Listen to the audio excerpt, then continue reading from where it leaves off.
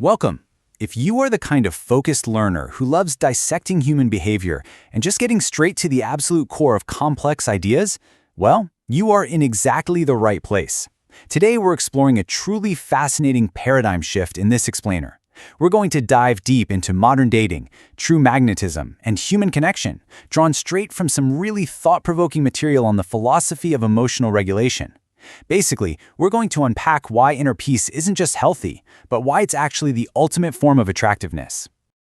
I want to start right here with this incredibly provocative quote.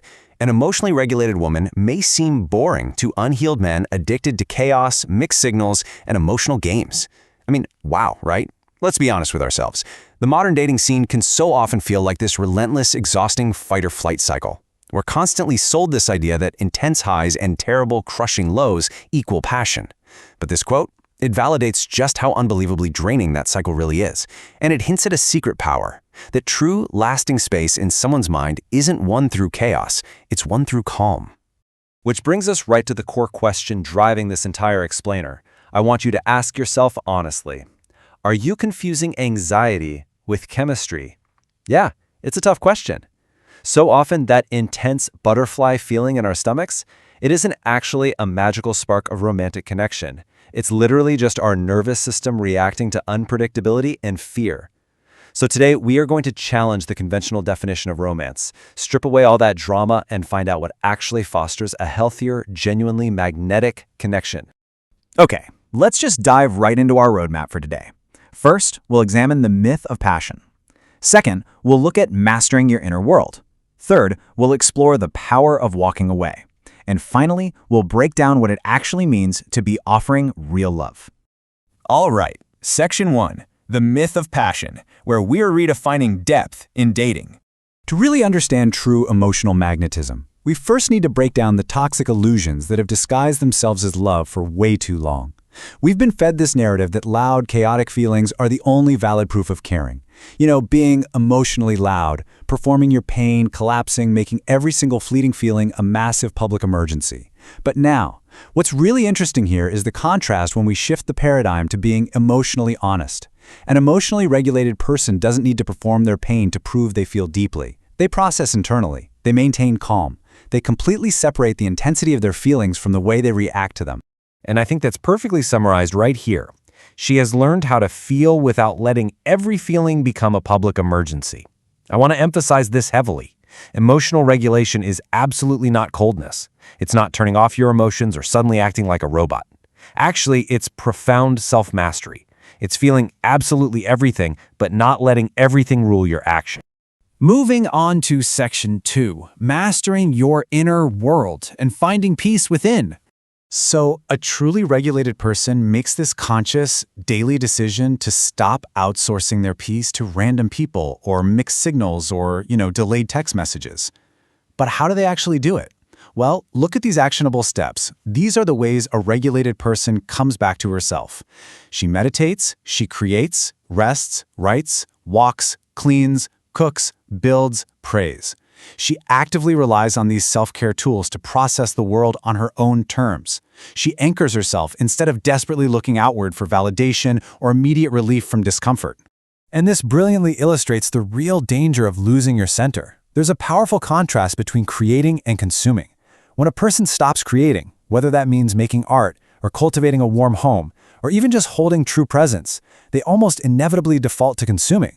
And honestly, too much consumption quickly spirals right into comparison, intense insecurity, overthinking, and this deep, bottomless emotional hunger. To stay regulated and magnetic, you absolutely have to stay rooted in creation.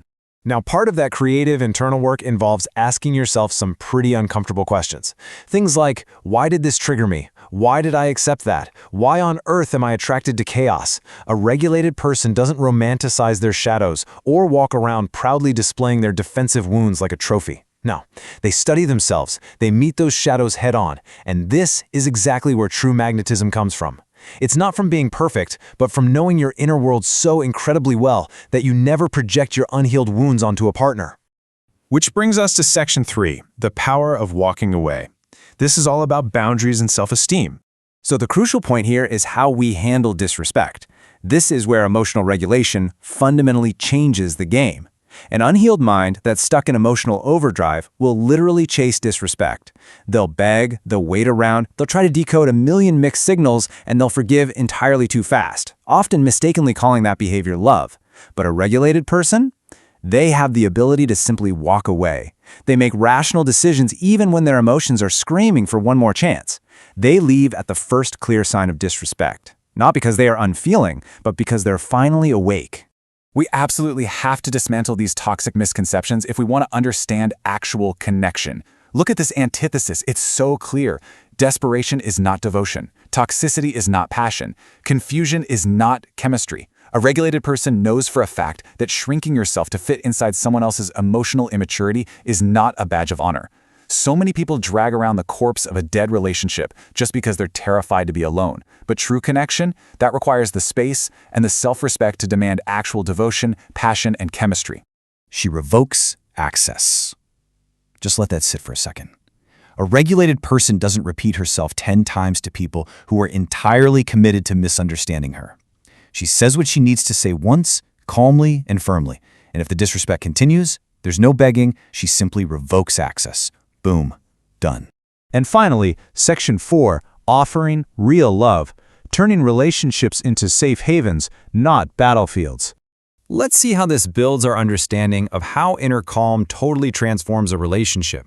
On one side, you have anxious attachment, endless worrying, crying over every tiny thing, initiating totally unnecessary fights just to feel some sort of intensity. And crazy enough, so many people mistake that drama for love. But really, that's just your body stuck in fight or flight, begging romance to fix what only healing can. Secure love, on the flip side, is about communicating, listening, trusting slowly, and if you have to, leaving cleanly. Emotional regulation is the exact mechanism that fosters this much healthier, wildly attractive romantic connection. Because at the end of the day, love is communicating, listening, and trusting slowly. It is definitely not meant to be a courtroom, a hospital, a battlefield, and a therapy session all rolled into one exhausted dynamic. A securely attached, regulated person does not test their partner every 3 business days. They never confuse peace with boredom.